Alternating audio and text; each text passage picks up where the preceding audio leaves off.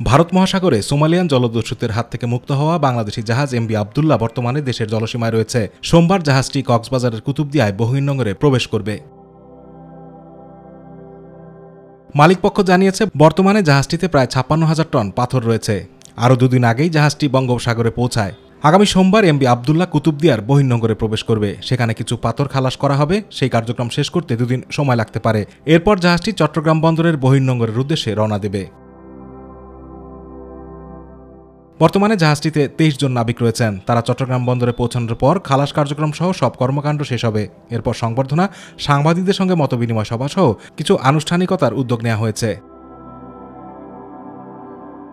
এর আগে গত ১২ মার্চ মোজাম্বিক থেকে কয়লা নিয়ে দুবাই যাওয়ার পথে সোমালিয়া উপকূল থেকে ৬০০ নটিক্যাল মাইল দূরে জলদস্যুদের কবরে পড়ে এমভি আবদুল্লাহ। অস্ত্রের মুখে জাহাজসহ ২৩ নাবিককে জিম্মি করে দস্যুরা। নানা উদ্বেগ উৎকণ্ঠার মধ্য দিয়ে ৩৩ দিন পর গত ১৩ এপ্রিল রাত ৩টার দিকে জলদস্যুরা জাহাজটি ছেড়ে দেয়। এরপরে গন্তব্য দুবাইয়ের আল হামরিয়া বন্দরের উদ্দেশ্যে রওনা দেয় জাহাজটি।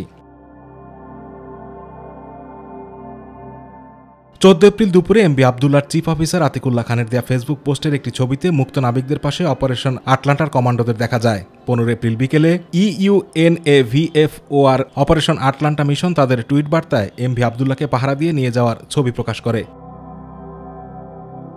এমভি আবদুল্লাহ শুরুতে যায় সংযুক্ত আরব আমিরাতের আল হামরিয়া বন্দরে। সেখানে জাহাজে থাকা কয়লা খালাস করা হয়।